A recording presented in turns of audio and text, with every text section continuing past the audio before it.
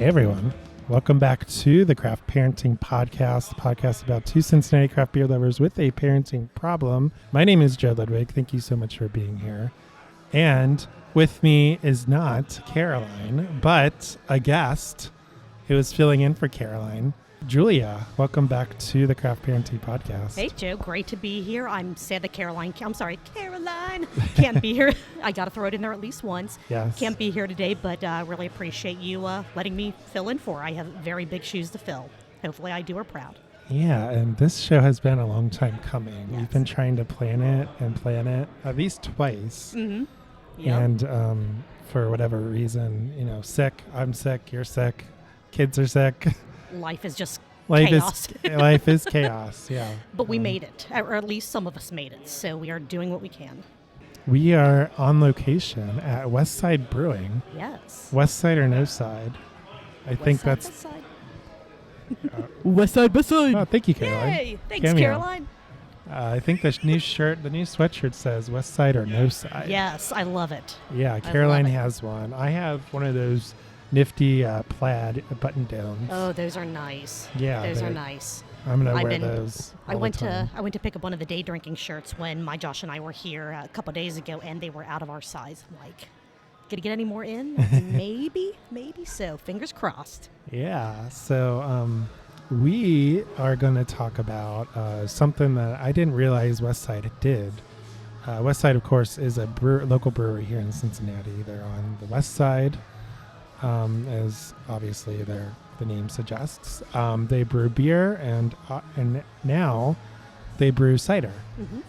Yeah, or they make cider. I don't know if you brew cider. I don't know what the terminology is. You ferment cider, right? Exactly. They are creating cider. Yes. We'll go with that. That way we don't get in trouble from anyone. This episode is going to be all about West Side apple cider. Aptly named West Cider. CIDER, which I love. I love that. You should trademark that. That's what they call it, though. It's that on their website. It's that everywhere. Well, I say everywhere. Yeah. Oh my God, that's awesome. So I think they've been making cider for, I want to say at least a year. And you and I talked about this a little bit before we started recording. Last year's beer event calendar from Higher Gravity, I was asking Jason, can you give me any teasers about what's in the box? And he said, okay, well, one day is not a beer. And that's all he gave me. Yeah. Well, I was here at West Side Brewing a couple days after that and happened to look up at the board, and I saw, a cider listed called West Cider. And I went, oh my God, is that what he's talking about? It wasn't, but it's been here for at least a year, and I have yet to try it until today. So I am very, very excited to see what's going on with it. Well, West Side has always been diverse in their menu. Mm-hmm. They've always had beer, brewed here on location, and then they've always had an option for cider. Correct, yeah. Usually they, I'm just watching the board, it's usually cider boys. They have different cider boys variety. I've never tried it. I'm a beer person. But this should be exciting. Yeah. I'm excited to try it. Yes. So we have some samples of the cider, and we are going to try that. And we're going to talk a little bit about the history, too. Yes. Because Caroline gave me some amazing notes on the history of cider. I hope that I do it justice. And if I say anything that's not right, blame Caroline and the Wikipedias. Yes. So there are 3 different ciders, or there's a dry cider, and then there are 2 flavored ciders that we're going to be drinking. Did we want to try one and then do a little bit of the history, try one, do a little bit more of the history? How would you want to? Okay. Yeah. Go for the base. So let's try the dry cider. It doesn't list that there are any flavors added to it. It's just cider. So, Just cider, yeah. So let's smell it and give it a taste.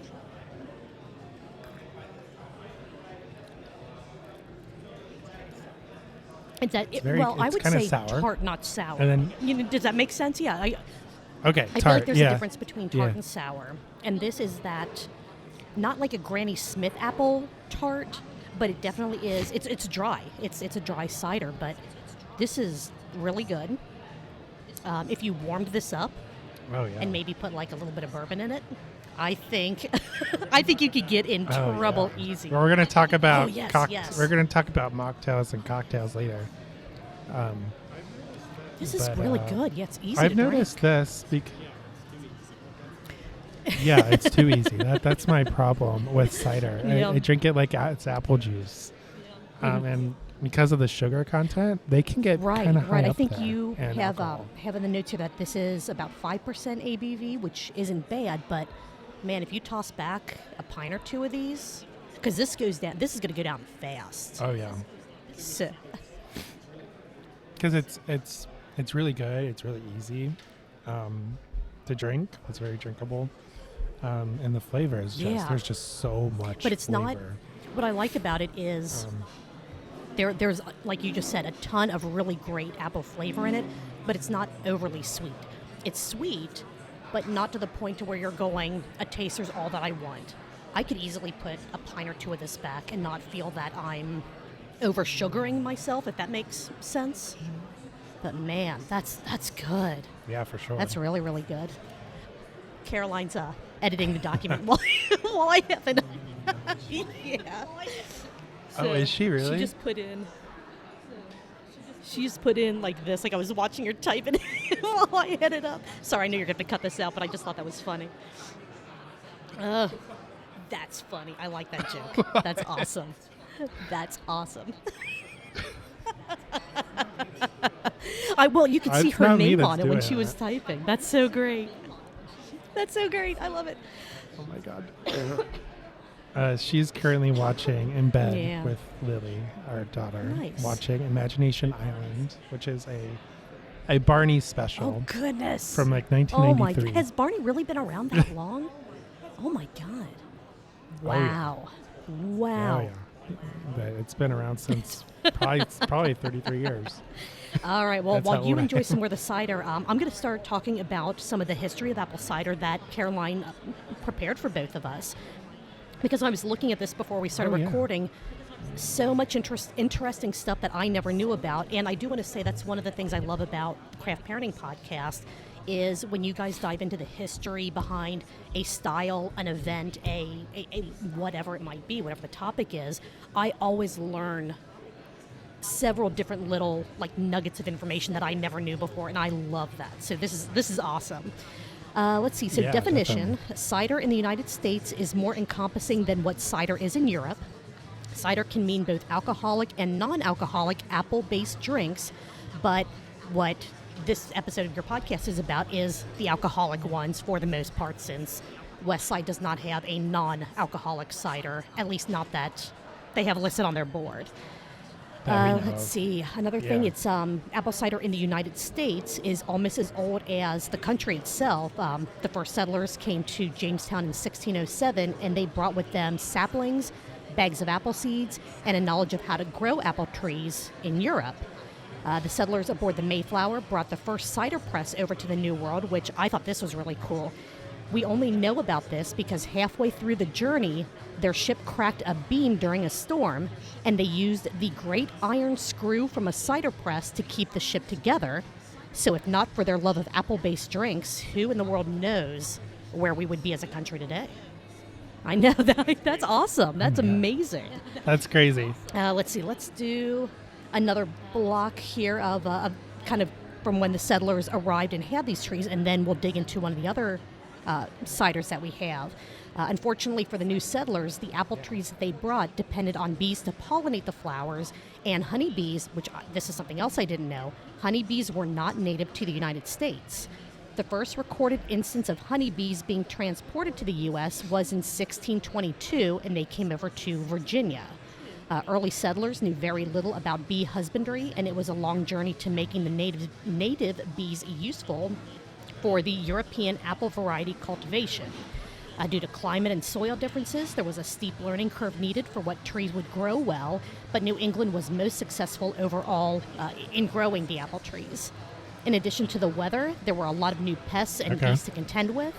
Between moth larvae, black bears, woodchucks, raccoon, deer, and other animals that basically ate all of the apples that the settlers were trying to grow, they ended up finding apple trees and apple varieties that bore more ripe fruit at harvest time and reduce the odds that the entire crop would be eaten by those pesky pests and animals. Which if your entire crop disappears, Okay. because the bears and the deer and the moths are eating away at it, you've got nothing. No. Yeah, that's right. Yes. But speaking of harvest, Julia, what do farmers wear under their shirt when they're cold? I don't know. What? A harvest. I love it. We're getting the dad jokes in early. Are we going to do these like scattered throughout the entire episode? Yes, I love it. I think so. I love it. This is going to be so great. I have some. Yeah, so Caroline is not here, so I am off the cuff, unhinged. and we have no idea what is going on. I mean, it is chaos, but you know what? Life is chaos. That's fine. And this apple cider is really, it absolutely really is. Which one do you want to try next? They have a lemongrass ginger or a pumpkin. Yeah. Lemongrass ginger. Oh. Okay. I'm not a huge fan of the All pumpkin right, that works stuff, for so me. we can do the lemongrass. Let's go ahead and grab this. Ooh, you definitely get that lemongrass This is smell interesting. right off of the bat with this one.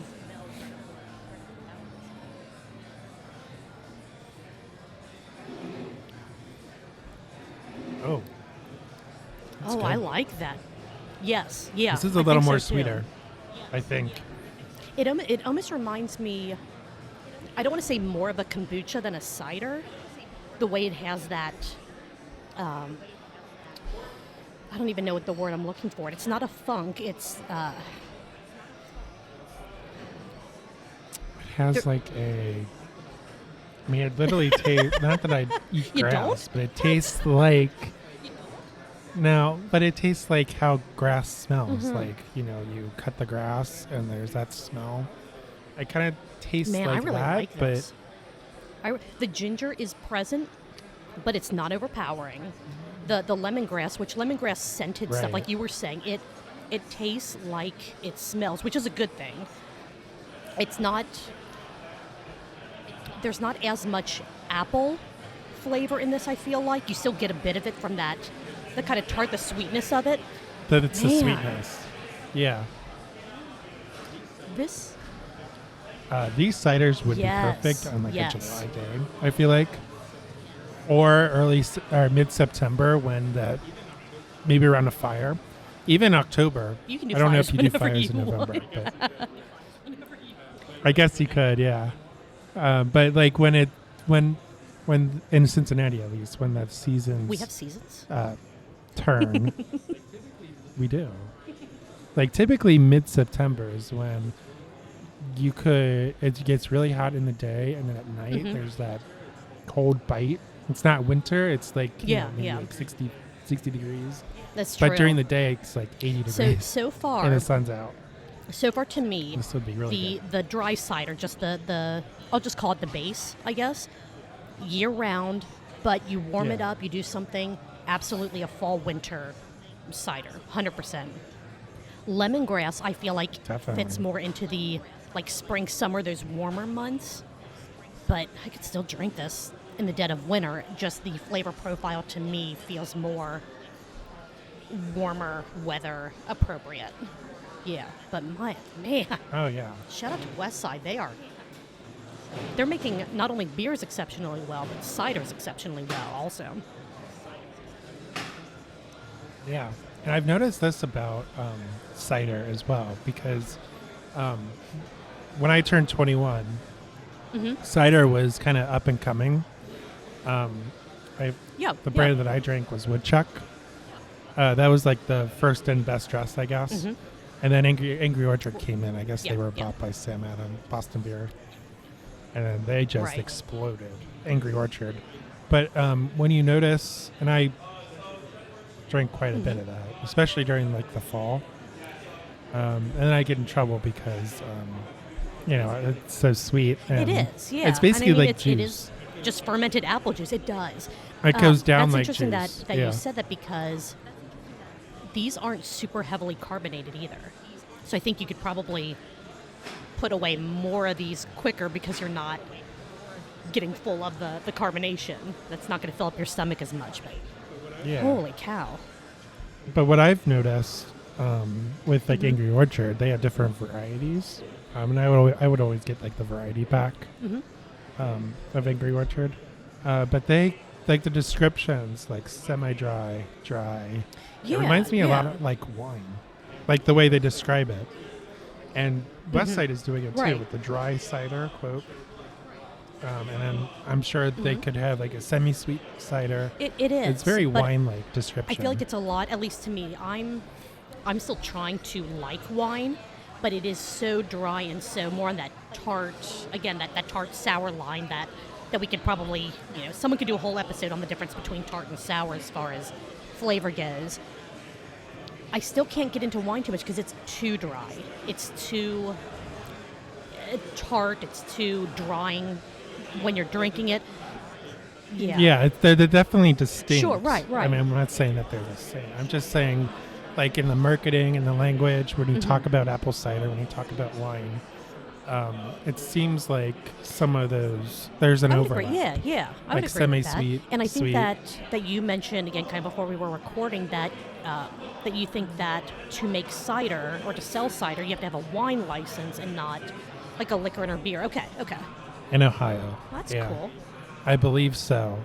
I believe they put cider in with the Okay. wine. and then Well, do we beer. want to Very go into a different. little more of the history of cider that Caroline prepped for us? Okay. Did you want to jump in, or do you want me to keep reading? Yeah. All right. No, I'll jump right in here. Yeah, it looks like we're on the Unfortunately- eventually. Yes, sir. Yay. Eventually. Yep. Okay. Eventually. So So, we just talked about the bears and the okay. bobcats and the biscuits and the bees all trying to eat the apples. eating the apples. They were having trouble growing the apple. There was a learning curve because spoiler alert, What? North America and Europe are not the same. So there was a learning curve for them, and the wildlife was different too. So there was definitely a learning curve. So eventually they did have success near Boston, and they were able to produce a full-blown orchard. 3 of the apple varieties, Roxbury Russet, Rhode Island Greening, and High Top Sweet, are still used today for cider and pies. With this first successful orchard and many others, soon following, the taverns in Massachusetts Bay were flowing with hard cider. In the 1660s, regulation began on the distribution of alcohol because all plantations flowing with cider, so unripe drank by our licious inhabitants, that they allow no time for its fermentation but in their brains. I like that. Basically, they're drinking it too fast and they're just getting drunk. We need to put a stop to this, or at least try to control it some. So it seems like they had the same issue that I had, where it tastes like juice. Yes. You can't really taste the alcohol, and you just drink. Have you ever seen the drink, videos of drink, the? and I think it's like you get in squirrels. And there might be some other animal that sometimes get drunk off of eating like slightly spoiled, mostly apples, because it's starting to ferment. And so they're eating these slightly naturally fermented apples. Yeah, you should, if you Google No, like I drunk haven't seen these squirrels. It's hilarious. You have the best YouTube I recommendation. I spend too much time on the On your internet. recommendation, But yeah. on your recommendation, we discovered on YouTube Yes. train spotting videos, and that's like that's my awesome. son's That's favorite now. Like we turn on the that's TV fun. and he goes, I "Choo-choo." love. It's the dumbest thing, but I love watching videos of trains. And like if a train goes by, it's like I don't know. There's something fun about it.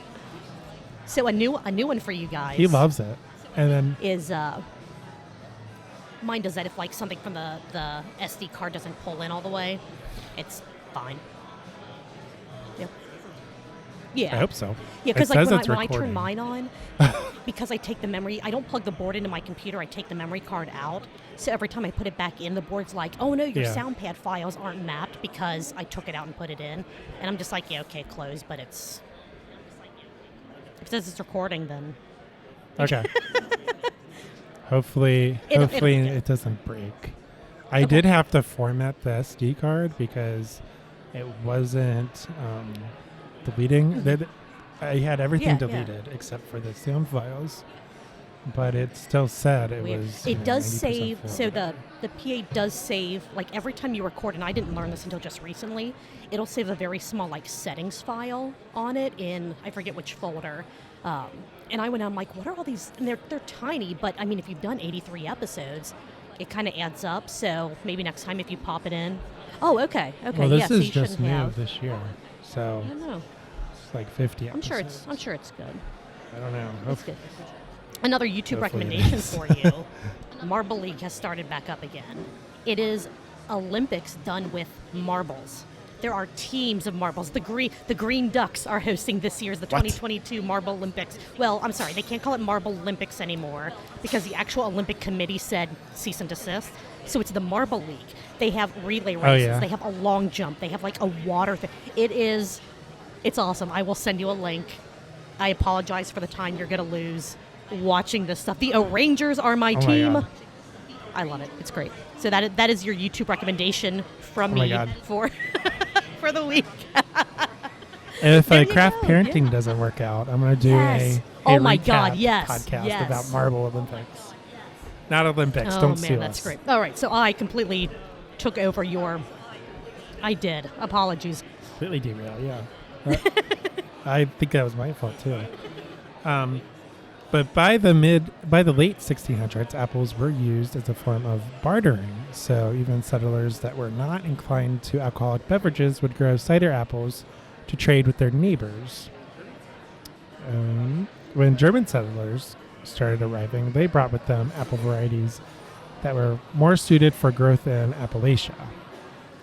By the 18th century, apple cider was a staple at every family table.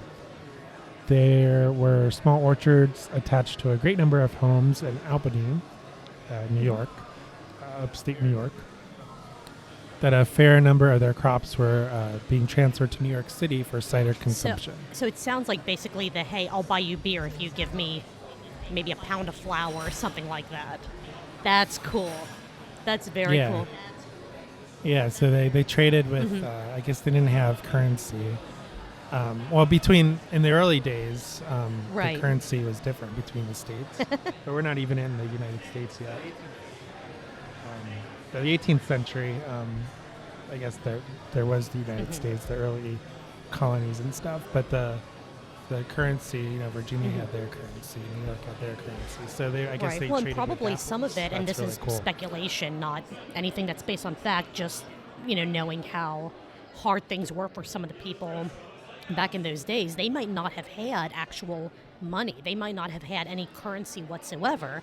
So they had to try to still get things that they couldn't grow or breed and harvest on their own. So they probably went, hey, we're growing all these apples that are great for cider, for baking. That's all that we have. Hey, can we trade these and use that as our form of currency until we can get actual coin or whatever the paper format of the money was back then? Yeah. Man. I'll read one more, then we can dive into this pumpkin spice. Your favorite, right? So in order to acquire a settlement in the new frontier, often there was a requirement to have a small orchard planted within 3 years of settlement before the land was signed over to you. In 1767, the average New England family was drinking 7 barrels of hard cider a year, or 35 Holy gallons crap. per person. That's hardcore drinking right there. Founding fathers John Adams and Thomas Jefferson have well-documented accounts of complaining about missing the cider from home and inquiring on how the cider production was doing while they were away. So they were all in on No kidding. the apple cider as well. I didn't realize how important apple cider was to the founding fathers, to the beginning of the country. I mean, that there were probably wines and that kind of stuff, but I didn't realize cider played such a huge role in kind of establishing settlements and probably even some form of like a currency or a trade system back then. I'm sure they traded other stuff too, but that's really cool that they traded apples because there's so many different varieties of apples. It's just similar to grapes, I guess. Yeah, yeah. But maybe more so than grapes. Right, right. So like the Ludwig cider, I really want because it pairs better with, it's drier, it's a bigger body to where the Julia's cider is super super sweet and something that you want just for a dessert. So you'll have just the two different varieties of cider purely based on the kind of apples that the families are growing. Yeah. That's really cool. That's really really cool. All right, so we have a third cider by Yes. West Side. It is the final cider that we have, and it is pumpkin spice cider. So this, I feel like, would pair really well with like a Thanksgiving meal or perhaps Halloween if you're handing out trick-or-treating or candy, or if you're going trick-or-treating, you have kids. I'm excited to find out. Ooh, the smell, you're immediately getting that clove, that nutmeg, that pumpkin, the spice part of the pumpkin spice. Oh, wow. That's done really well. There's a lot of spice. There is a lot. It is exactly how it is. I feel like it's more... Like like pumpkin pie versus like hardcore pumpkin. Right. It's definitely, it almost... Well, I guess now I was going to say you could almost say an apple pie, but it's definitely more the pumpkin pie spice that this leans into. But There's I don't some feel, overlap with like the nutmeg maybe. Yeah. Because I do put like if I buy like the half-gallon cider from Kroger and I warm it up, and I do put cinnamon and nutmeg in that when I warm it up sometimes. This is good. It doesn't overpower the apple part of the cider at all. Like you're still getting... Like you can still taste that dry cider, that kind of base, while you're drinking this.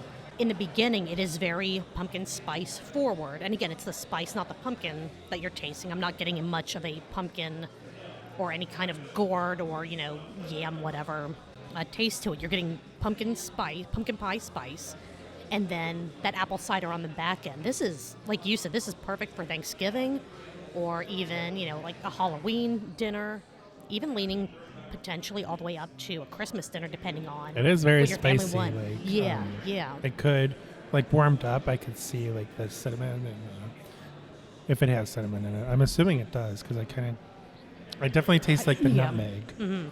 I feel like the nutmeg nutmeg and clove are definitely top. If you warm it up, I'm sure that would go really forward, and it'll be delicious. Oh man. So you're not the biggest pumpkin spice fan.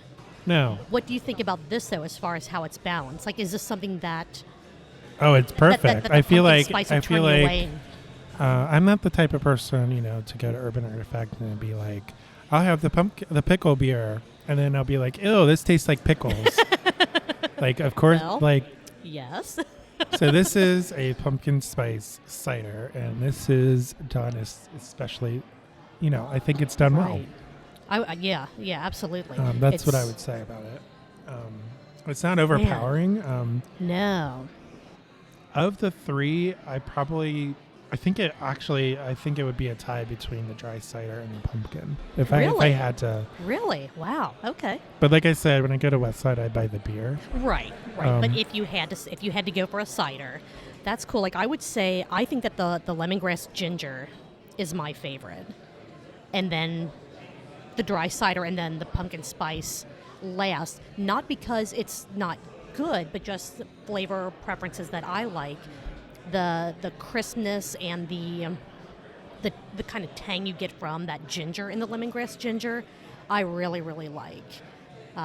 They're all three are really spice, good. Yeah, the pumpkin spice I feel like is definitely more seasonal. I mean, obviously, pumpkin, it's going to be seasonal, but I feel like the flavor lends itself to being more of a limited seasonal, where the plain dry cider you could have anytime, and I feel like the lemongrass, even though it feels like more of a summer, warmer weather flavor to me, I could drink that year-round too.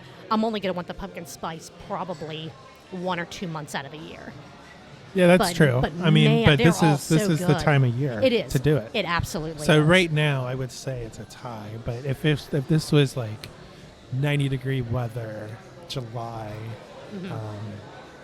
perhaps it would be different. Yeah, it would still be an excellent cider. Just the connotation of that pumpkin spice, I don't know that's what I would want to lean into on a 90-degree day. But holy cow, West Side, they don't mess around. Yeah, they do cider. They don't mess around with anything that they do. They do cider. That's awesome. I love it, and it also gives people more options when they come here. I know there were a couple things that are at the bottom of Caroline's notes that I'll just kind of toss in with that. Most ciders are gluten-free. Yeah. So people that have gluten intolerances, now I don't know West Side's specifically. West Side is very good about if you ask them a question, hey, does this have lactose or some other allergen in it? They are very good about making sure you know what you're drinking. I don't want to make that claim for them. Right. I probably should have gone up and asked before we recorded about that. Right. But most ciders are. I don't know if with the addition of like the lemongrass, ginger, pumpkin spice with the flavorings, if that changes it. But if you're looking for an option, I don't know, maybe we can ask after the recording and toss it in the show notes. Yeah, to see definitely. if they know. Yeah, Cool, I'll go cool. ask them after, see if they know. Yeah, because I think that's something important that would But be yeah, good. so typically like reading labels of an Angry Orchard or a Woodchuck, or when I was at UC, they had a bar in the basement because of course they had a bar in the basement. I had a night class and I would always stop and get a original Sin. Real? Okay. I don't So know that's if I ever- another brand Okay. that I drank. I could only find it at UC, at the bar at UC. Nice. But that was a high ABV cider. That was a 6%er. Oh, wow. Okay. Woodchuck was up there too. Okay. It's been a long time since I've gotten a cider. Like, this is the first cider that I've had in, 2 or 3 years at least. Yeah. Not because they're not good, just I'm kind of like you. I prefer beer. Yeah. But, man, this is an awesome Time and alternative. place for sure. Agreed. All right, let's see. What else does Caroline did such amazing research on this. Caroline, I love you so much. Let's see. Hard cider was a staple in the United States until the 19th century when more Central Eastern European settlers arrived with a love of lager beer. You know what? If it weren't for those damn Europeans, we could be a cider country and not a beer country. The damn Germans. Man. I'm ruining it for everyone, I'm telling you. Let's see. The final blow was with the rise of the temperance movement in the early 20th century, which you guys covered on an earlier podcast or several podcasts ago, leading into prohibition and all this that. year. Yep. While dessert and cooking apple orchards escaped relatively unharmed, a majority of the cider trees were destroyed via axe or fire because, again, oh no, drinking is bad and alcohol is bad. It's terrible. It is awful. A few trees remained. Some have been rediscovered with prohibition no longer being around. With the time investment of getting new apple trees to bear fruit, cider has slowly been returning to the United States, but it's a shadow of what it used to be. At the turn of the 21st century, a few companies took interest in apple orchards and brewing apple cider. Woodchuck Hard Cider is a very well-known brand that it says we used to drink early in our drinking careers. The we is you and Caroline. Yeah. I know that I did some as well. I actually went kind of straight into fruit beers and tried ciders after I was already into beer. But it is something that when you're starting to get into alcoholic beverages, cider it's sweet. It's easy for someone that doesn't find kind of the bitterness of some of these beers. Right. An easy gateway to get into. And she also put something that we mentioned a little earlier on too. Cider is closer to wine than beer. There are no hops involved. It's just yeast and pressed apples and time to allow those two to ferment and to create the magic that we have in front of us. Yeah, so it's very similar to wine, which I'm assuming that's why at a governmental level that they combined. I'm assuming this is right. Fact check me, of course, that I'm not an expert in this, but in Ohio at least, I believe wine and apple cider is paired together. That's one license, and then beer is a separate license. If you want to fact check Joe, send all of the corrections to @RagingHop on Twitter. He'll take care of all of it. Yeah. Any feedback that you have, Raging Apples on Twitter. Absolutely. So we are going to take a quick break. Yeah. Perhaps finish the ciders, and we will be right back.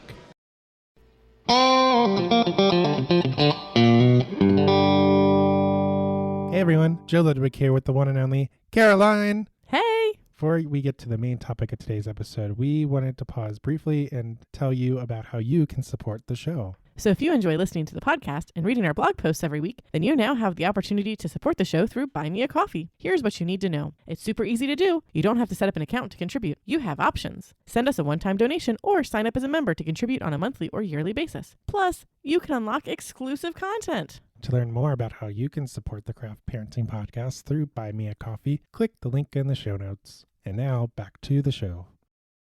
All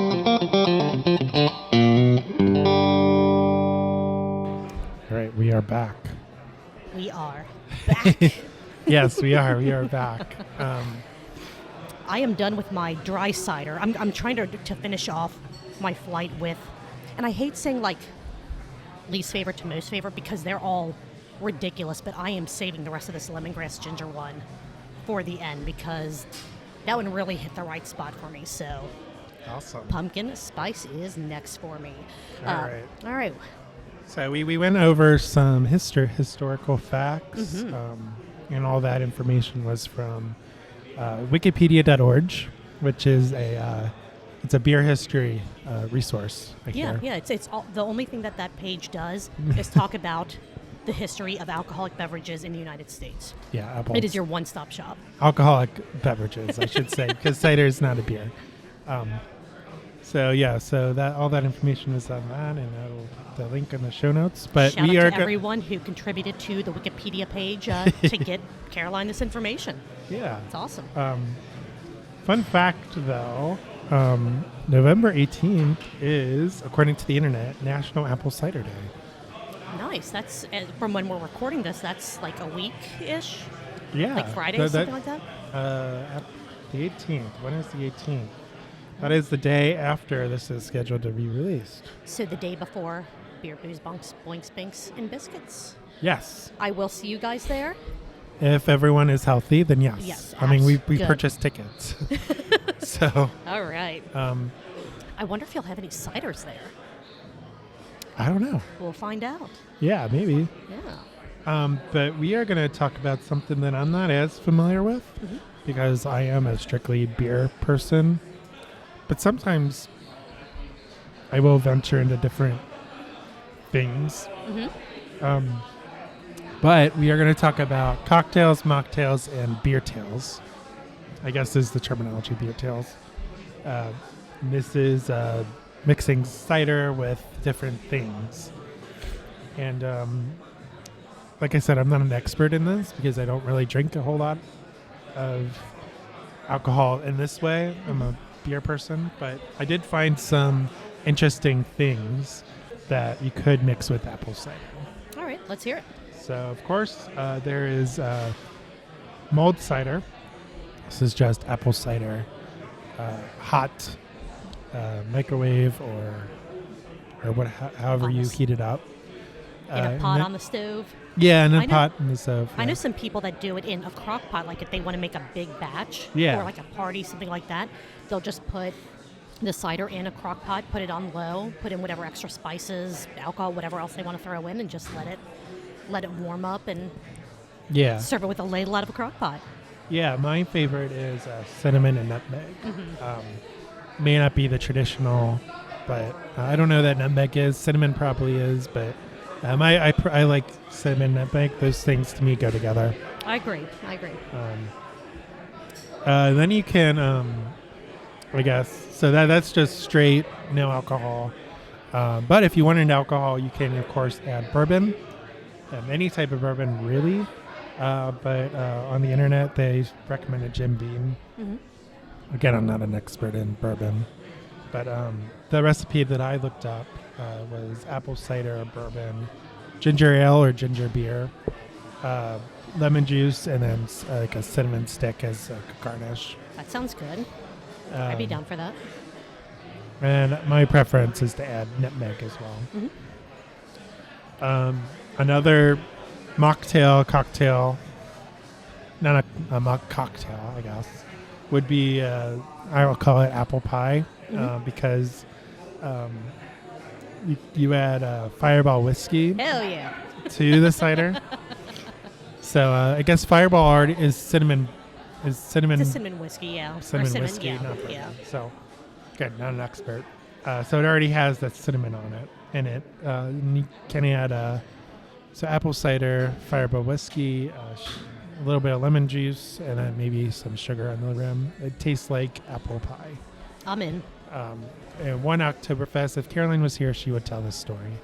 One Oktoberfest, early on in my drinking career, that Thomas Robin. I was doing the social media, so I knew everyone.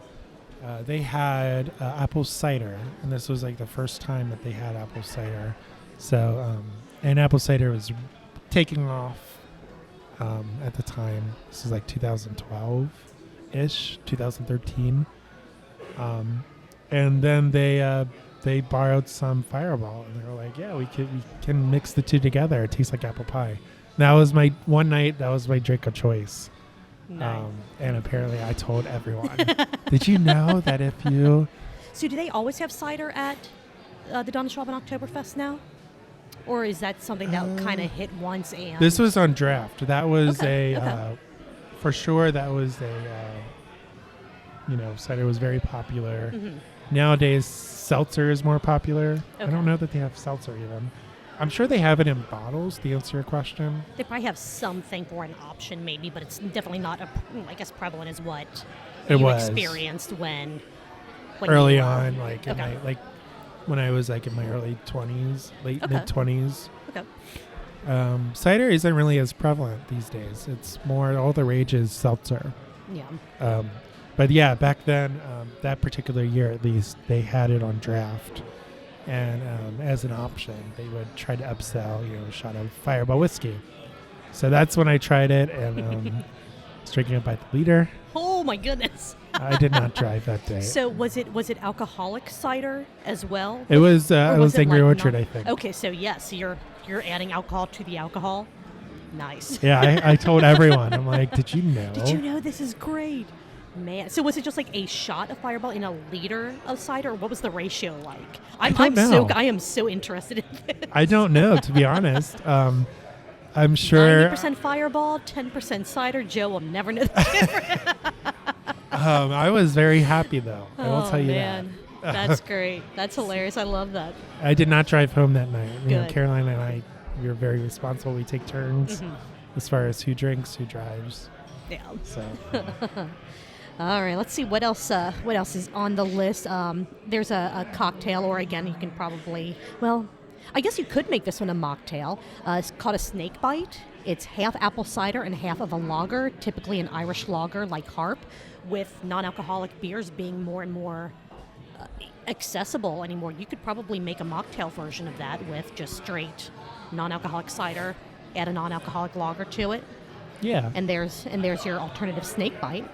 yeah. That's pretty So the next two, you can do the next one, and I can talk about. Okay. This one, I've never heard of this before. It sounds really interesting. It's called Black Velvet, half apple cider and half Guinness or some other type of stout. Yeah. Which, I don't know, that's really interesting to me because I don't know that I ever would have thought to mix a stout with like an apple flavor, be it cider or just some type of Yeah. So anything apple. these two, Caroline and I follow a Irish band, and we used to go to Molly Malone's in Pleasant Ridge, Yeah, right by yeah. Nine Giant. Yeah. So that's what they would play there. Of course, that place was cursed. It burnt down, and then what happened? They remodeled, they closed, they had a new owner, and then it burnt down. Yeah. I guess there was I think that's the right order of things. It's been quite a while, but yeah, that place was. It was. I always heard great things about it. I never went, but I always heard like, oh, it's awesome to go. It's really cool to be, but for something did not want that place to remain open. Yeah, so we this Irish band would play there every a couple Saturdays a year or whatever. We would go, and as an alternative, of course, if you're listening to an Irish band, you drink Guinness. You're at Molly Malone's, you're drinking Guinness. But sometimes Guinness it's good. but sometimes you just want something different. Mm-hmm. So the servers, they recommended a snake bite. I always get them mixed up, and they have different names. These were the two. I get them mixed up, but snake bite is, again, if you're at Molly Malone's, you take an Irish apple cider and an Irish lager, but it doesn't have to be that brand. Mm-hmm. That's the snake bite. It kind of cuts down on the roastiness. It makes it more, I guess, lagery. And then black velvet and a Guinness, or any stout, I guess. I've only had it with a Guinness, but it's not required. But again, it cuts down on the black roastiness of the stout, and it makes it more sweet. It's really good. So if you I'll have to try it, yeah. Yeah, so if you're afraid of like a Guinness because it's so black, it's really clean and light. Right. It doesn't taste like it looks. Exactly. It looks like you're going to be drinking motor oil, purely based on the color of it itself. But it's a very light, very thin, easy to drink beer. Yeah. It really, really is. But yeah, if you want to add some sweetness, it's dry too. Yes. But if you want to add some sweetness to it, add some apple cider. That's cool. I'm going to try that. I never knew about that, never thought about that. Again, because normally I don't typically pair like the sweetness of apples or even the tartness of apples with the kind of dry, roasty flavors that a stout is. Right. I don't know. I think I have something new to do when I get home today. Yeah, it's good. I like it. I can start mixing some stuff up. And one year we did I think this is episode 3 of the Craft Parenting Podcast. We talked about one year we were crazy before kids. We decided to take a day off on St. Patrick's Day. I think it was a Saturday actually, so we didn't even take off. We just were groupies to this Irish band. That's cool. We went from bar to bar. Started at 8 a.m. There was a big gap in the afternoon. Yeah.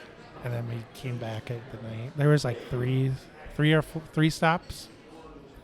It That's was cool. Westchester, and then Molly Malone's, Pleasant Ridge, and then we went to Reading. There was a bar in Reading at night. Oh, that sounds so much fun. So, yeah. So if you're just tired of Guinness on St. Patrick's Day, just try Adding some apple cider to it. apple cider or the lager. Mm-hmm. I haven't really tried that as much, but I could very easily see an apple cider and a lager just working perfectly because of how clean lagers tend to be balancing with, the sweetness or depending on how dry the cider is, the bit of tartness of a cider. Like I said, just doing it with a stout is very, very interesting to me. So I'm glad that you guys had this in your notes so that I can learn about it and try it. Is it a lager and a apple cider? I might be getting that wrong, actually. It might be Guinness and a lager. Well, normally that's isn't that black and tan? Maybe. I think that's a black and tan when you do like a Like Guinness and Guinness lager. and- Yeah, because if you pour it right, they stay separated for a bit, so you have that separation there. Yeah. Again, I'm definitely not an expert on this. One thing that I wanted to add to this list that's not a cocktail, it's I guess you could call it that. It's a premix, whatever you want to call it. Every October, Jack Daniel's releases their Winter Jack, which is their basically apple cider whiskey. And it is delicious. It's like the West Side beers. It is so unbelievably easy to drink. It's a little bit dangerous. You warm it up a little bit if it's really cold. Yeah. It's in a glass bottle with like a white shrink wrap label, so it kind of looks all wintry, Christmassy. Typically it comes out early October, so it should be on shelves now. It is kind of limited. I don't think they keep it on shelves all the way through winter. But if you want something apple cidery but a little boozier, Winter Jack is absolutely the way to go. It is delicious. It is wonderful. Okay. I will keep a lookout for that. Yeah. Again, I'm not a whiskey person.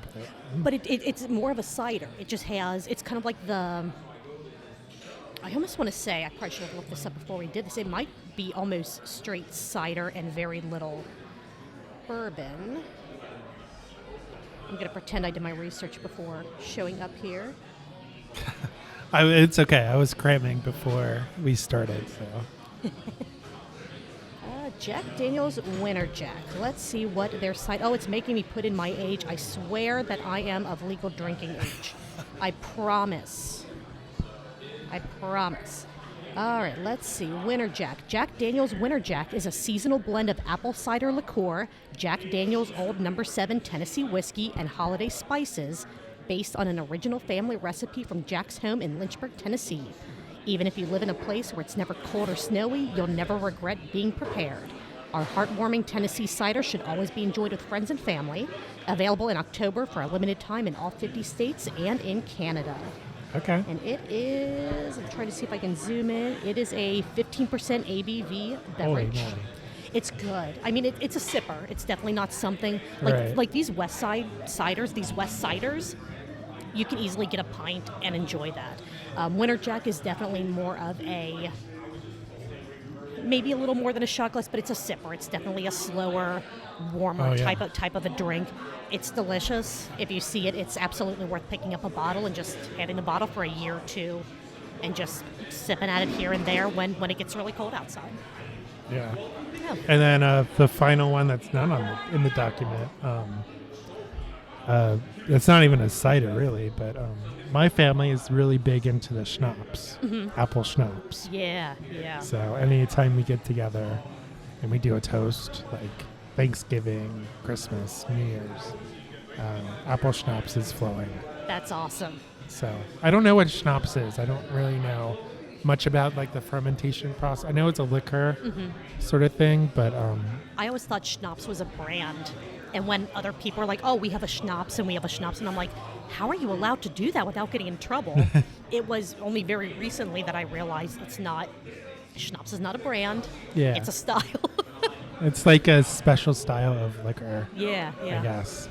That's cool. So I do say that I don't drink liquor, but during those family toasts, You'll have a sip here and there. schnapps, yes. Yeah. It's a shot, not a sip. There you go. Do shots. Oh, that's awesome. I think that does it for the apple ciders, though. Julia, thanks so much for joining me. Oh, God, absolutely. This was wonderful. Again, shout out to Caroline. Hopefully she's napping with the kids. Yeah, definitely. I definitely did you no justice by being here. You do a much better job of presenting the history of these styles and all the information. But man, I learned something as well because I didn't realize, they took a screw from an apple press to save the Mayflower. Right, and I didn't realize that. You only learned about that in 6th grade history. No, these are the things that they don't tell you. And one of the things that, in addition to that I learned from this is that hard ciders were also hit incredibly hard with temperance and essentially prohibition and all the like. Never would have thought about that. It makes sense. It's still an alcoholic beverage, but the fact that they were cutting down the trees, burning the trees. Yeah, I do have a question about that. Yeah. Because I know I would assume that wine. You would assume that wine would be the same thing. Right. I'm wondering if wine just wasn't as prevalent back then to where it was being shipped over and not grown and made here yet to where it... I mean, in the 1920s, there is a religious aspect to it, so they were allowed to still make wine during Prohibition, but apple cider doesn't need to be alcoholic. Right. So I guess there's not a market for non-alcoholic apple cider. Although I guess alcoholic apple cider is just regular apple cider left longer to allow it to ferment. So was it a timing thing? Did they check the barrels of apple cider to say, okay, this has sat around long enough to where now it's alcoholic versus it's just apple juice? Right. I don't know. That'd be interesting to dig into for Apple Cider Part 2 of the Craft Parenting Podcast. Yeah. Caroline, you have more work to do. I'm giving you some more research. I'm curious about why they attacked apple trees versus like grapevines. Right. I know there's a religious aspect to grapes, but apples can just be eaten. Apples aren't inherently alcoholic. You know what I mean? There's so much more you can do with them. I don't know. These are good questions. I don't know. Really good questions. Do you have another dad joke for me? Oh yeah. Yeah, I want to make sure we got one in the beginning, and then the conversation about ciders and all that was really good. And but I need at least one more before we Well, wrap up. we talked about the Pilgrims. We did. I mean, indirectly. We yeah, talked about the Mayflower, at least. But what kind of music did the Pilgrims listen to?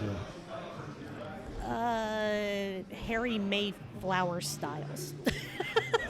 Plymouth Mouth. Let's see. Plymouth Mouth Rock. Plymouth Rock. Plymouth Rock. Where they landed. What am I saying?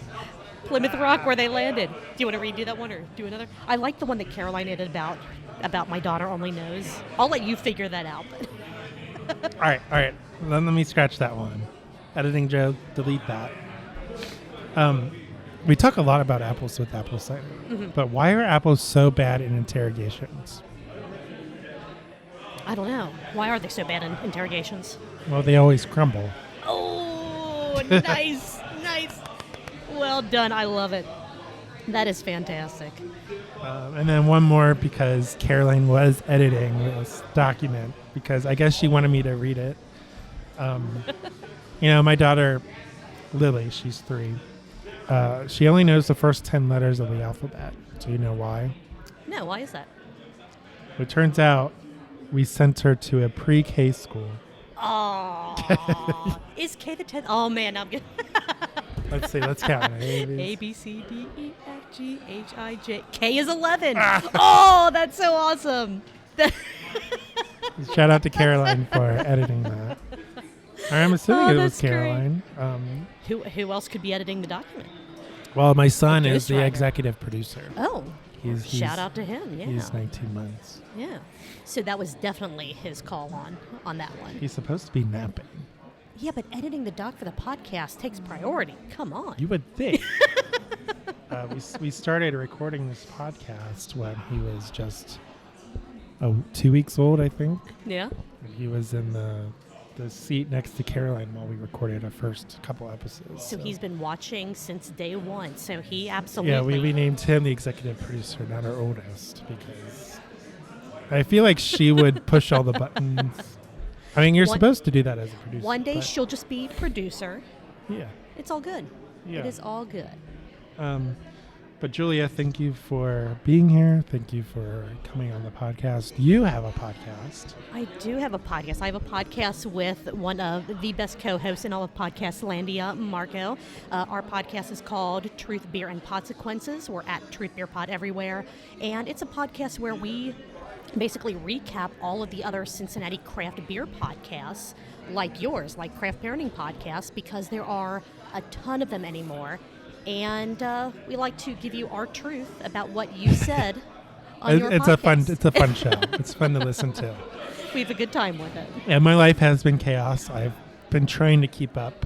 I think I'm still listening to the latest one. So Hey, I have not, caught it'll be up out there. until I get caught up, and then Friday rolls around, because that's when you release them. Yes. is New on episodes. Friday. We have our main episodes out every Friday, and then every Wednesday we put out a shorter calendar episode where we let you know about beer events happening in and around the greater Cincinnati area. But no, thank you so incredibly much for reaching out to me and saying, hey, do you want to come drink ciders from West Side? And because I've been wanting to try them for a very long time, and just like you, whenever I come here, I look at the board and go, man, I really should try that cider. But their beer is so good that I always go for the beer. So this was such a fantastic way for me to just do it, just dig into the ciders. And It was a change of pace for sure. They're amazing. And I first learned about them because of their newsletter. So Yeah. West Side, if you are listening to this, I didn't know Well, that they're you. huge fans of your show.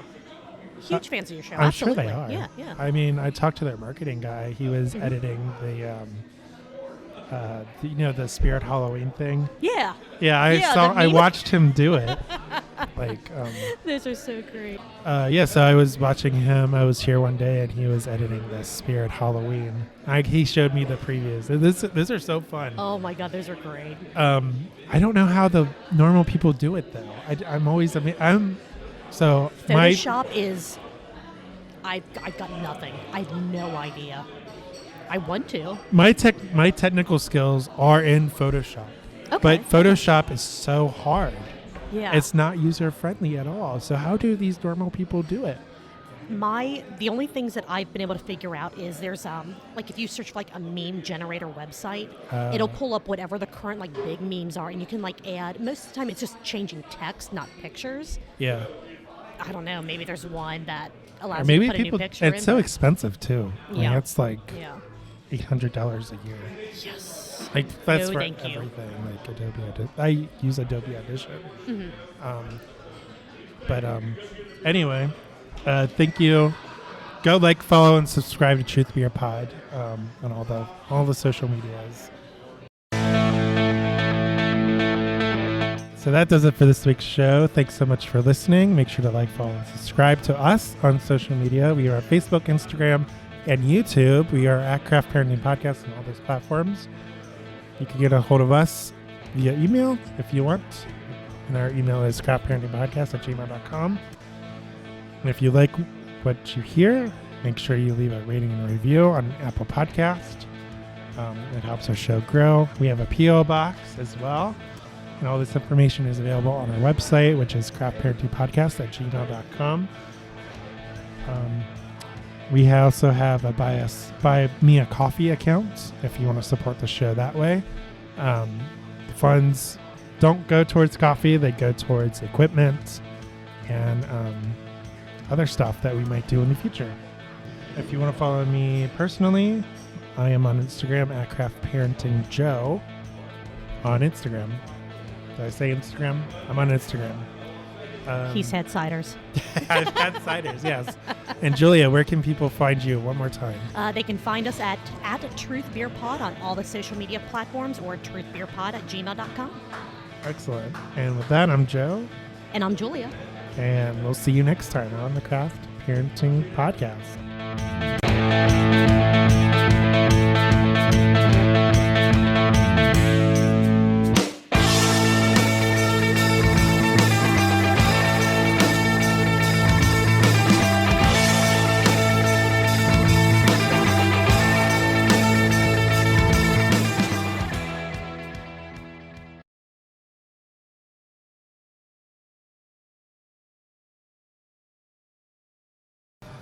I love the intro and outro music. I was like rock out when I'm listening to it. Apparently, you're supposed to finger guns the intro. Oh, what about finger gunning the outro? I don't know. It's my truth. I'm making it happen. It's now a new thing. Finger gun the intro and the outro.